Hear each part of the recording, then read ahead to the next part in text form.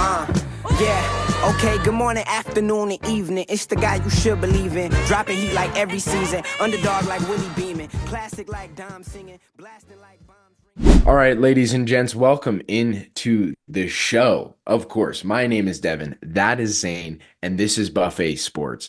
We talk about the NFL. We are going to make our predictions today for week 8, amongst other things today. So join the ride. You can catch us on YouTube, TikTok, and Instagram at buffet.sports. We're all about gang tackling, baby. Let's get into it. But anyways, let's get into our predictions this week. Monday night, where Cowboys head to the San Francisco 49ers and play. The Niners are favored right now, -4.5 on the spread, obviously on the money line, and the under over is 47.5 points. And I obviously went on my whole soliloquy last couple weeks ago about how the Niners are going to run over this team. I still am going to roll with the Niners here taking I'm still going to run with it here and take the over on the points, but back the Niners. I don't like the 4.5. I think it's a close game, and the if I was actually betting this, the money line's a little too wide. So in reality, if it was me, I would buy points on it and take that if I was actually betting. But in this case, just going to take the over, back the Niners, because I think they come out of this game. Debo has no excuses anymore to not be the number one. His competition is George Kittle and Juwan Jennings. So if he is slightly cogent going into this game, he should be the number one receiver and look like the best player on the field. Jordan Mason should have a hell of a bounce back game. Mhm. And then, we don't know what we're going to get from the Cowboys. So I'm going to take the over, back the Niners.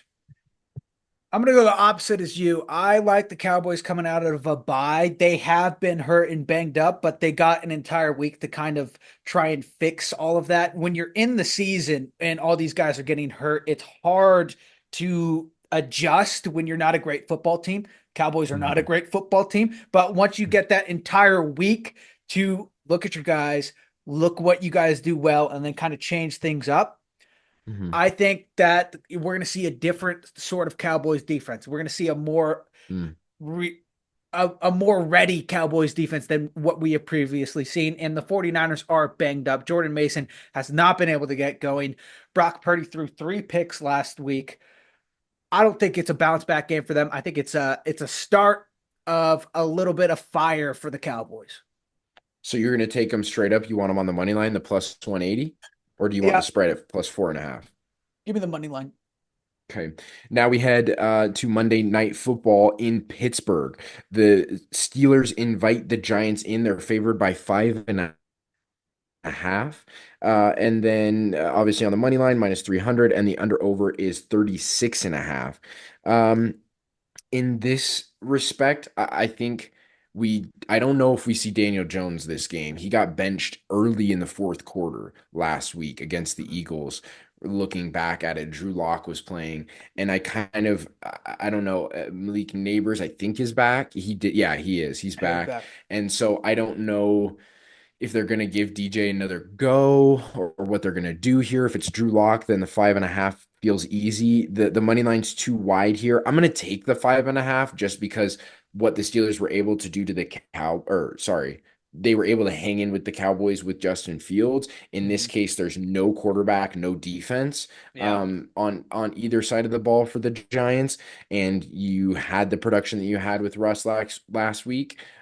So there's going to be some mistakes from Russ. I think we're going to see him come back down to earth, but it's still enough to win by a touchdown. So I'm going to take the Steelers on the spread.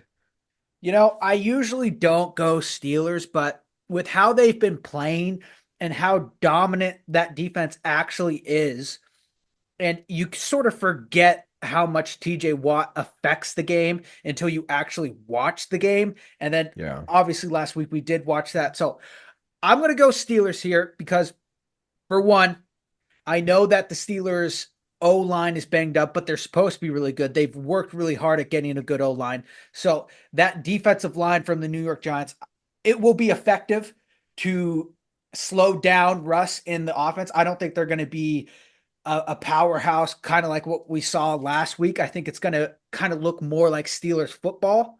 even with Yeah. Russ there. So I'm going to take the Steelers and give me the under on the Oh, total points. 36 and a half. That's what I was going to say. It's a pretty low total here. You think it's under 36 and a half. So you think the Steelers put up like 20 and the Giants don't put up like a touchdown, basically. I think it's going to be like a 21-7 game, I could say. All right. The other thing with the Steelers too, as I was looking back at the film, George Pickens caught a lot of balls that he's not going to catch all the time and made Russ look Yeah. really good. Yeah, I did So notice that as well. There was a lot of that's very why I say that we're contested gonna, catches where it was yeah. all George Pickens putting in that work. That's why I just don't see, if NFL young boy isn't doing what he did last week, I don't see that Russ continues this. So that's why I was like, give it a week and we'll see Russ return to what he was. Yeah, and the Okay, so Steelers, they those do have are the Steelers, they go do ahead. have problems when it comes to the O line. And the one thing about the New York Giants is that they suck everywhere except for the D line. Their D line is incredibly good. So I think there will be a lot of times that D line does break through and put pressure on Russ. So I think it's going to be a low Yeah. scoring game. Could be. Okay, so we're doing pretty good on time. So we've got three spotlight games to go into that are not prime time. Mhm. The first one I want to talk about is Bears Commanders. I don't know if we're going to get Jaden Daniels in this game, but Marcus Mariota played really well. Yeah. On the other side, you have Caleb Williams, who we saw what he did against a Jags defense. So when there are Yeah. bad defenses, he plays up to competition and he takes care of bad teams.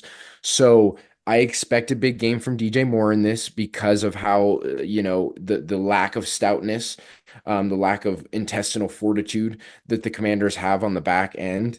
Bears are favored -2.5, obviously on the money line, and then 44.5 in the over under here. I think we see quite a bit of points here. I'm tempted to Mhm. take the over and back Bears, but I'm gonna just go money line here and take the Bears straight up because I think it is a pretty close game. I think the over is safe here, but I'm gonna go with my balls here and go Mhm. Bears on the money line. It's tough because you don't really have a tester for Marcus Mariota because he played against the Panthers. So you don't know, is Marcus the guy, or is it just that incredibly high powered offense that the Commanders have? Just it's just better than the Panthers, or is it because they're actually Marcus Mariota is that guy? I feel better about I'm like glitching across the screen. Is that on your side too? Can A you look at little me? bit, but not much. Not much. Okay. I feel better about taking the Bears than I do the Commanders. Commanders do have a run game. Bears really don't, but Bears have had a better run game. DeAndre Swift has been lately, playing pretty well lately, lately. Yeah. yeah, yeah, that's good to hear. I feel better about taking the Bears without Jaden Daniels there, just because we don't know if Marcus is, Oregon Ducks college Marcus, maybe like a Joe Yeah. Floro, a Joe Flacco type of resurrection. We don't know that yet because you're playing the Panthers. So it's Yeah. just the safe pick here is picking the Bears. Give me the Bears on the money line. The next one we're going to look at here is going to be Seahawks Bills. Now, normally I wouldn't talk about this, but I think this game really matters, which for the Seahawks, which is why I want to talk about it because of the woes that the 49ers have had, the uptick. The Cardinals just beat the Chargers on Monday Night Mm, Football, so they're in the mix right now. My prediction's kind of becoming true. Like everything that I was talking about is kind of happening with right now to lead the possibility that I'm fully frozen. yep. Basically that everything that I thought could happen, all the right pieces for the Cardinals to be a playoff team are kind of falling into place right now. But with that being said, the Seahawks, that pushes the Seahawks, kind of lights a fire under their ass to really play hard. This is a good tester game against the Bills to find out where they fall in the tiers. They couldn't stand up to the Lions. Well, it was a kind of a shootout against the Lions. They Mhm. got kind of manhandled, but they put up a good Yeah. fight. So can they hang with the Bills, which is kind of the next tier down, I think. Bills are favored -3 in Seattle, obviously on the money line, and then the under over is 47.5. So good amount of points they're kind of throwing up on the board here. I don't like laying the points on the road for the Bills. So I'm going to go here. I think it's a close game. I think it's a good game.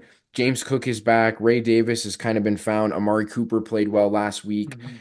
I'm going to go Bills because they're riding high on this Amari Cooper thing. Josh Allen, I think sees sees the path with the Jets sucking balls right now. The Dolphins no longer being relevant. He sees the path and he's got to lock this in. So I'm going to go Bills on the money line. I don't want to lay the points here, but it's a really close game. I think it's closer than 3. It comes down to like last second. Whoever's got the ball last, I think it comes down to.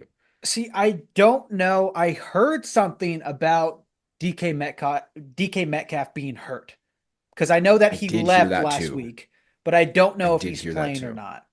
I I don't either. let's we got some time. I just need to see. Carted off with apparent knee injury.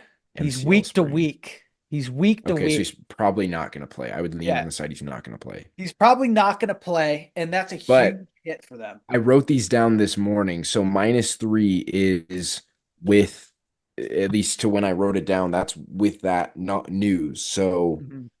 I wanted to take the Seahawks in an upset versus the me Bills, but too. without DK, I don't think they can get it done.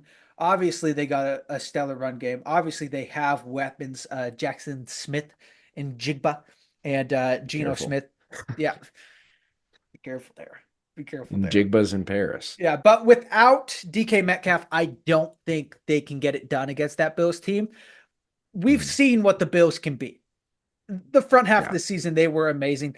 They've fallen off a little bit. What did they do? They went and they got a guy who immediately had a drastic impact to that offense, and they put up a shit ton of points last week. So I think, did they need another wide receiver, or did they just need everyone to be healthy? I think they just needed everyone to be healthy. They were rolling before, but they went and they got a guy who it can instantly impact that offense. So I think they are going to start rolling again like they were at the beginning of the season. So I'm going to take Bills.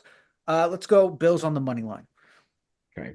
Yeah, I don't hate it. I think I would have taken, if DK was healthy, I would take the Seahawks on the money line here. Yeah. Signing off. This was Devin, Zane, and Buffet Sports doing our predictions for week 8. Go ahead, like, comment, and subscribe. All the good shit down below. See you later.